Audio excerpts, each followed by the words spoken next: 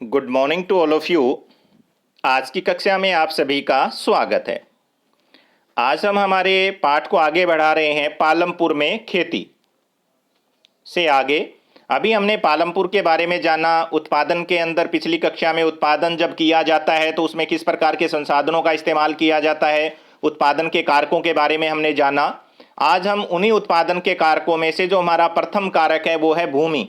जो पहला जो हमारा कारक आता है भूमि, उसके बारे में जानेंगे। तो सबसे बड़ी जो उत्पादन की जो प्रक्रिया है इस गांव के अंदर वो है खेती। और खेती जो है वो किसके ऊपर संभव हो सकती है? भूमि के ऊपर। और 75% के आसपास लोग जो है यहाँ किस में लगे हुए हैं? खेती जो है उसके जरिए अपनी आजीविका लेते हैं। तो उत्पादन जब खेती में किया जाएगा तो वहां पर या तो किसान होगा या फिर उस खेत के अंदर काम करने वाले क्या होंगे? मजदूर होंगे। और इन लोगों का जो हित है वो किसके उत्पादन से जुड़ेगा? खेत के उत्पादन से जुड़ेगा। तो कृषि जो उत्पादन है उसकी एक मूलभूत कठिनाई है। वो कठिनाई क्या है कि जो खेती का जो क्षेत्र होता है, जो भूमि होती है, वो बिल्कुल क्या होती है? स्थिर होती है। स्थिर होने के साथ साथ में जो भूमि है उसके अंदर सुधार नहीं हुआ। क्या नहीं हुआ? भूमि का सुधार नहीं हुआ। भूमि के सुधार का मतलब है कि एक तो होता है ऊबड़ खाबड़ अगर भूमि होगी या बंजर भूमि होगी तो उसके अंदर उत्पादन नहीं हो सकता। तो बंजर भूमि को उत्पादित भूमि में कन्वर्ट करना या जो ऊबड़ खाबड़ जो भूमि है उसको समतल करना, तो उनको कृषि योग्य भूमि में जब बदला जाएगा तो उससे ही क्या होगा? कृषि का उत्पादन बढ़ेगा। नहीं तो उत्पादन बढ़ने की कोई भी गुंजाइश नहीं होती है। उसके बाद में सेकंड हमारा पॉइंट यहां पर स्टार्ट हो रहा है, क्या उसी भूमि से अधिक पैदावार करने का कोई तरीका है? जो ऊबड़ खाबड़ भूमि है या जो बंजर भूमि है उससे हम उत्पादन कैसे कर सकते हैं? तो उसके लिए क्या किया जाएगा? जो पालमपुर की अगर हम यहां बात कर रहे हैं तो पालमपुर जो है उत्तर प्रदेश का जो पश्चिमी भाग हमारे पास आता है एट प्रेजेंट का, उसका जो क्षेत्र है वैसा ही क्षेत्र पालमपुर का है।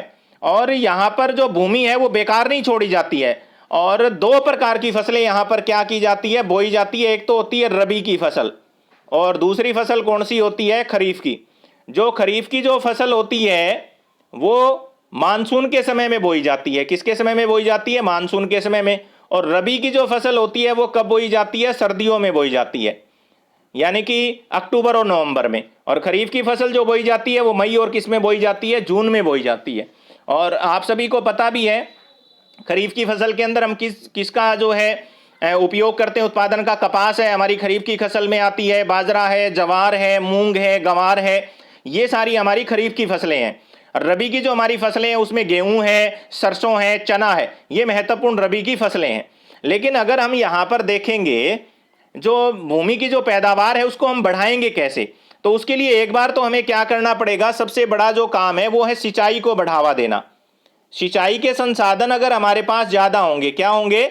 सिंचाई के संसाधन अगर हमारे पास क्या होंगे? ज्यादा होंगे, तो उससे क्या होगा? जो असिंचित जो भूमि है उसके ऊपर सिंचाई करके हम जो है 2 से 3 फसलें भी ले सकते हैं। इसलिए पालमपुर के लोग जो है 2 फसलों की बजाय भी क्या करते हैं? 3 3 फसलें ले लेते हैं। एक ही वर्ष के अंदर एक ही भूमि के ऊपर एक से ज्यादा फसल लेने को क्या कहते हैं? बहुविध फसल कहते हैं। ये ध्यान से देखिए, यहां एक वर्ष में किसी भूमि पर एक से ज्यादा फसल पैदा करने को हम क्या कहते हैं? बहुविध फसल प्रणाली करते हैं। ये क्या होता है? किसी भी भूमि से उपज बढ़ाने का क्या है? एक तरीका है। उसका एक एग्जांपल बताता हूं। मान लो एक साल में एक व्यक्ति तो लेता है एक फसल, उससे इनकम क्या होगी? सारा साल में कम। और एक व्यक्ति क्या करता है? 3 फसल लेता है। 3 फसल में क्या हुआ? रबी की फसल, खरीफ की फसल और जायद की फसल। तो तीनों फसलें अगर कोई व्यक्ति एक भूमि के ऊपर लेगा तो उसके लिए उसे श्रम तो ज्यादा करना पड़ेगा, सिंचाई की व्यवस्था भी करनी पड़ेगी। क्योंकि मानसून के बाद में जब खत्म हो जाएगी मानसून तो सर्दियों के अंदर जो रबी की फसल होती है वो पूर्णतः किस पे डिपेंड करती है? सिंचाई पे डिपेंड करती है। और वो सिंचाई किससे की जाएगी? या तो नहरों से की जाए और या फिर किससे की जाए? नलकूप से की जाए। तो पालमपुर के अंदर जो है महत्वपूर्ण जो सिंचाई का संसाधन है वो क्या है? नलकूप है। यहां पर बिजली बहुत सस्ती है। तो ये वो तरीका है जिससे हम खेती की पैदावार को क्या कर सकते हैं? बढ़ा सकते हैं। सबसे इंपॉर्टेंट है ये। उसके बाद में अगर हम बात करें खेती को और किस तरीके से बढ़ाया जा सकता है, तो वो तरीका है उपज बढ़ाने का अच्छे बीजों का इस्तेमाल करना। किसका इस्तेमाल करना? अच्छे बीजों का, खाद का, उर्वरक का और कीटनाशक का, इसके साथ साथ में अच्छे यंत्रों का। अब ना ये जो सारी चीजें मैंने बताई है आप इस चित्र के अंदर देख सकते हैं कि अगर हम इन तरीकों का इस्तेमाल करें, किन तरीकों का इस्तेमाल करें? ट्रैक्टर का इस्तेमाल हम करते हैं, नहरों से हम सिंचाई करते हैं, पंप सेट से हम जब नहरों में पानी ना आए और फसल को पानी की जरूरत है तो हम क्या करेंगे? पंप सेट का इस्तेमाल करेंगे, भूमि के जल को बाहर निकालेंगे। बिजली का इस्तेमाल करें, बांध से कीटनाशक का इस्तेमाल करके, उर्वरक का इस्तेमाल करके और अच्छी उपज वाले बीजों का इस्तेमाल अगर हम करते हैं तो उससे हम जमीन के एक छोटे टुकड़े से उत्पादन को क्या कर सकते हैं? बढ़ा सकते हैं। भूमि से जो है उपज को बढ़ाने का सबसे इंपॉर्टेंट तरीका है यहां पर। अभी मैंने आपको बता दिया कि अच्छे यंत्रों का इस्तेमाल करें, ट्रैक्टर का इस्तेमाल करें जिससे जमीन को गहरा जोता जा सकता है। अच्छे जो है बीजों का इस्तेमाल करें जिनसे प्रति हेक्टेयर उत्पादन बढ़ सकता है। तो 1960 के दशक के अंदर भारत के अंदर आई थी हरित क्रांति। क्या आई थी? हरित क्रांति आई थी और जिसने भारत के उत्पादन के अंदर जो है बहुत ज्यादा क्या कर दी थी? वृद्धि कर दी थी। जब पहले 1 हेक्टेयर के अंदर 300 किलो के आसपास क्या होता था? गेहूं उपजाया जाता था। कितना गेहूं उपजाया जाता था? 300, यानी कि 13 क्विंटल के आसपास जो है वहां पर क्या होता था? गेहूं होता था। और आजकल हम कितना लेते हैं? 3200, यानी कि करीबन करीबन 32 क्विंटल तक का उत्पादन हम कर लेते हैं। ये सारा किसकी वजह से संभव हुआ था? हरित क्रांति की वजह से संभव हुआ था। तो उत्पादन के ये भी हमारे पास एक बढ़ाने के क्या है? तरीके हैं। उसके अलावा अब बात आ जाती है कि उत्पादन के इन तरीकों को अगर हम बढ़ाएंगे, अभी मैं आपको बता रहा था, ये देखिएगा आप इसमें पढ़ सकते हैं कि किस प्रकार परंपरागत जो बीज है उसके इस्तेमाल से उत्पादन कम होता था, जबकि HIV जो बीज होते हैं, संकर बीज बोला जाता है इनको, तो उनके उत्पादन जो है क्या होगा? बढ़ेगा। तो ये सारी चीजें मैंने बता दी आपको। देखिए, रासायनिक उर्वरक है, कीटनाशक का अगर हम प्रयोग करें, ट्रैक्टर और फसल गाने की मशीनें खरीदे तो जुताई के काम में तेजी आएगी और पैदावार भी क्या होगी? ज्यादा। उसके बाद में नेक्स्ट हमारे पास जो पॉइंट आ जाता है, क्या भूमि यह धारण कर पाएगी? क्योंकि जो भूमि है वो हमारा क्या है? एक प्राकृतिक संसाधन है और यदि हम इसका सावधानी पूर्वक उपयोग नहीं करेंगे और मान लीजिए हमें इसमें क्या करते हैं, सबसे पहला पॉइंट है उर्वरकों का ज्यादा इस्तेमाल कर देंगे तो इसकी जो भूमि की सतह है वो खराब हो जाएगी। ज्यादा उर्वरक का प्रयोग कर देंगे, कीटनाशकों का या पीड़कनाशकों का उपयोग ज्यादा कर दिया तो मित्र जो कीट हैं, जो मित्र कीट हैं जो कहाँ रहते हैं? भूमि के अंदर रहते हैं और वातावरण में रहते हैं, वो जो है क्या हो जाएंगे? समाप्त हो जाएंगे। अगर हमने नलकूपों से ज्यादा सिंचाई कर दी तो इससे क्या होगा? जो भौम जल का जो स्तर है वो क्या हो जाएगा? गिर जाएगा। भौम जल का स्तर क्या हो जाएगा? गिर जाएगा। तो दूसरी जो चीजें हैं, इससे क्या होगा? जो भूमि की उर्वरता शक्ति है वो खत्म हो जाएगी और भूमि एक प्राकृतिक संसाधन है, इसको बनने में करोड़ों वर्ष लगते हैं। इसको बनने में क्या लगते हैं? करोड़ों वर्ष लगते हैं और दोबारा उस भूमि को बनाना इतना आसान नहीं है। इसलिए कृषि का जो विकास हम करते हैं उसके विकास को सुनिश्चित करने के साथ साथ हमें क्या करना पड़ेगा? पर्यावरण की भी देखभाल करनी पड़ेगी। भूमि धारण करने का मतलब ये है कि जिस भूमि के अंदर हम इन इन चीजों का उपयोग करते हैं क्या वो उनको धारण कर पाएगी? अगर वो धारण कर भी पाती है तो किस प्रकार धारण कर पाएगी? उसके बाद में नेक्स्ट हमारा जो पॉइंट आ जाता है वो आ जाता है पालमपुर के किसानों में भूमि का वितरण।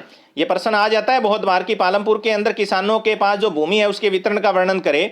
तो अगर हम बात करें तो टोटल हमारे पास परिवार कितने थे? 450 परिवार थे। और इन परिवारों में हमें यह पता था, शुरुआती दौर में हमने बात की थी कि 80 जो परिवार है उनके पास अच्छी भूमि है, जिनके पास 2 एकड़ से क्या है? ज्यादा भूमि है। बाकी के जो लोग रह गए, 3 स्तर के लोग हैं यहां पर। कितने स्तर के लोग हैं? 3।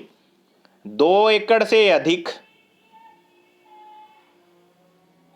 दूसरे कौन है? 2 एकड़ से कम, और तीसरे भूमिहीन, जिनके पास भूमि है ही नहीं। जो पालमपुर के अंदर जो है तीसरे वो लोग हैं जिनके पास भूमि नहीं है और भूमिहीन है, या फिर उनके पास भूमि कौन सी है? बंजर है, उपजाऊ भूमि नहीं है। कौन सी भूमि है? तो जो बड़े किसान हैं उनके पास 2 एकड़ से अधिक भूमि है। तो 2 एकड़ से अधिक भूमि वाले जो किसान हैं उनको क्या बोला जाता है? बड़े किसान बोला जाता है। क्या बोला जाता है? बड़े किसान। और 2 एकड़ से कम वाले को क्या बोला जाता है? मंझला। मंझला किसान, इसको क्या बोला जाता है? बड़ा किसान। तो अगर हम देखेंगे तो दूसरी जो प्रॉब्लम है यहां पर, खेती जो खेत है वो बिखरे हुए हैं। खेत क्या है? बिखरे हुए हैं। बिखरे भी हुए भी हैं, वह जोत भी क्या है? छोटी है। जोत का आकार क्या है? छोटा है। अभी एक चित्र के माध्यम से आपको मैं यहां पर दिखाऊंगा, ये देखिएगा आप। अब यहां आप देखेंगे तो ये देखिए कितने छोटे छोटे टुकड़े हैं। दिखाई दे रहा है, ये टुकड़ा क्या है, बड़ा है, ये बड़ा है। उसके बाद यहाँ देखेंगे कितने छोटे छोटे हैं। और खेत जो है एक दूसरे के, किसी व्यक्ति के पास यहाँ पर जमीन है, कुछ कुछ किसी व्यक्ति के पास यहाँ पर, एक ही व्यक्ति है उसकी दो अलग अलग हिस्सों में क्या है, जमीनें हैं।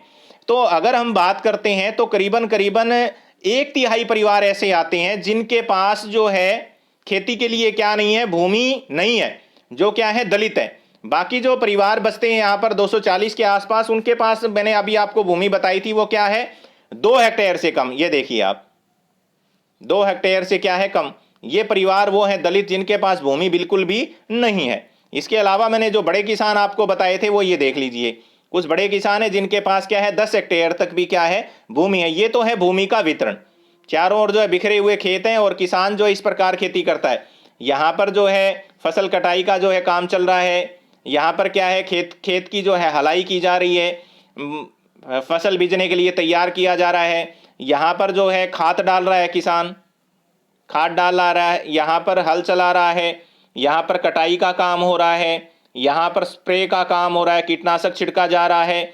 यहाँ पर लोग क्या कर रहे हैं, जो अपनी फसल है उसको क्या कर रहे हैं, निकाल रहे हैं। फसल को क्या कर रहे हैं, निकालना, कई बार गहा करके निकाला जाता है। यहाँ पर क्या है, ट्रैक्टर के जरिए क्या किया जा रहा है, भूमि को तैयार किया जा रहा है। तो ये वो तरीके हैं जिनके तरीक़ों से ये काम किया जा रहा है। उसके बाद में बात आ जाती है हमारे पास नंबर 5 की, जो श्रम है उसकी व्यवस्था कौन करेगा। अब श्रम की जो व्यवस्था है, वहाँ पर जो मंझोले किसान है वो तो खुद कर लेते हैं। ये आप देख लीजिएगा, इस आरेख से भी आप समझ सकते हैं कि ये देखिए आप, जो मंझोले जो किसान है उनके पास ज़्यादा ज़मीन है, 2 हेक्टेयर से जो अधिक किसान है, या फिर जो बड़े कृषक है जिनके पास 2 या 2 से अधिक हेक्टेयर की भूमि है। सीमांत और छोटे जो कृषक है उनके पास जो है बहुत थोड़ी भूमि है यहाँ पर। तो सबसे पहले हम बात करेंगे यहाँ पर श्रम की व्यवस्था कौन करेगा। अब जो श्रम की जो आवश्यकता है, पहली बात तो हमने भूमि का पता कर लिया, पहली जो हमारे उत्पादन का कारक था भूमि। दूसरा अब हमारे उत्पादन का कारक क्या आ गया है, श्रम। अब श्रम कौन करेगा, जिस व्यक्ति के पास 2 हेक्टेयर से कम भूमि है वो तो अपनी भूमि पे खुद खेती कर लेगा, स्वयं ही क्या कर लेगा, खेती कर लेगा, और परिवार के सदस्य लग जाएंगे उसके साथ। लेकिन जिस व्यक्ति के पास जमीनें ज़्यादा हैं वो व्यक्ति क्या करेंगे, किराए पर लेंगे, यानी कि किराए पर मजदूर लेंगे। किराए पर क्या लेंगे, मजदूर, यानी कि वो दूसरे लोगों के श्रम को खरीद करके उन्हें अपनी खेती के अंदर काम पर लगाएंगे। तो अगर हम चर्चा करते हैं यहाँ, तो खेतों में काम करने वाले जो श्रमिक है वो कहाँ से आएंगे, फिर वो कहाँ से आएंगे, वो वहाँ से आएंगे जिनके पास ज़मीन नहीं है, जिनके पास क्या नहीं है, अपनी ज़मीन नहीं है। और जिनके पास अपनी ज़मीन नहीं है उन्हें अपनी आजीविका चलाने के लिए क्या करना पड़ेगा, अपना श्रम बेचना पड़ेगा। क्या करनी पड़ेगी, मजदूरी करनी पड़ेगी। तो जो वो बड़े किसान हैं उनके खेतों में ये लोग क्या करते हैं, काम करेंगे। और जब ये लोग उनके खेतों में काम करेंगे तो जो फसल होगी उस पर इनका कोई अधिकार नहीं होगा, इनका कोई भी अधिकार नहीं होगा। इन्हें क्या मिल जाएगी, अपनी मजदूरी मिल जाएगी, जो नगद में मिल जाएगी या फिर किस में मिल जाएगी, वस्तु के रूप में। तो मजदूरी जो है एक क्षेत्र से दूसरे क्षेत्र के अंदर, या एक फसल से दूसरी जो फसल बोई जाती है, या खेत में दूसरे काम किए जाते हैं, बुआई की जाती है, कटाई की जाती है, उसके लिए अलग अलग होती है। तो रोजगार की जो अवधि है उसके अंदर भी भिन्नताएं होती है। खेत में काम करने वाले जो श्रमिक होते हैं वो दैनिक मजदूरी के आधार पर काम करते हैं और उन्हें कार्य विशेष काम पर ही लगाया जाएगा। जैसे कि फसल की बुआई हो गई, और बुआई से लेकर के कटाई के बीच में जो समय है, उस समय में इनको क्या नहीं मिलेगा, काम नहीं मिलेगा। क्यों नहीं मिलेगा, क्योंकि उस समय खेत के अंदर करने को कुछ भी नहीं होता है।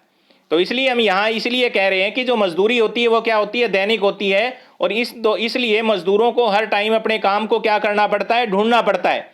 जो लोग दैनिक मजदूरी करते हैं जिनके पास अपनी भूमि नहीं है, उसका मतलब ये है कि उन्हें लगातार क्या करना पड़ेगा, काम ढूंढना पड़ेगा। और सरकार के द्वारा खेतों में काम करने वाले श्रमिकों के लिए न्यूनतम जो वेतन है वो कितना निर्धारित किया गया है, 300 रुपये। कई बार आ जाता है पर्सन, न्यूनतम जो निर्धारण किया गया है वो 300 रुपये किया गया है, लेकिन फिर भी जो मजदूर है डाला जो वहाँ काम करता है उसे 160 रुपये मिलते हैं। अब क्यों मिलते हैं, बेरोजगारी की वजह से। मजदूरों के अंदर भी क्या होती है, प्रतियोगिता होती है। अगर गांव के अंदर मजदूरों की संख्या ज़्यादा है और काम कम है तो इससे क्या होगा, खेती और श्रमिकों में प्रतिस्पर्धा ज़्यादा बढ़ जाएगी। इसलिए लोग जो है वो कम वेतन पर भी काम करने को क्या हो जाते हैं, तैयार हो जाते हैं। सबसे बड़ी है ये। तो ये निर्धन व्यक्ति हूं। उसके बाद में हम आते हैं पॉइंट नंबर 3। अभी हमने किसके बारे में जान लिया? भूमि के बारे में जान लिया, उत्पादन की। दूसरा हमने किसके बारे में जान लिया? श्रम के बारे में जान लिया। अब तीसरा जो महत्वपूर्ण पॉइंट आ जाता है वो हमारे पास आ जाता है पूंजी, और इसके बारे में हम हमारी आगे की कक्षा में अध्ययन करेंगे। Thank you.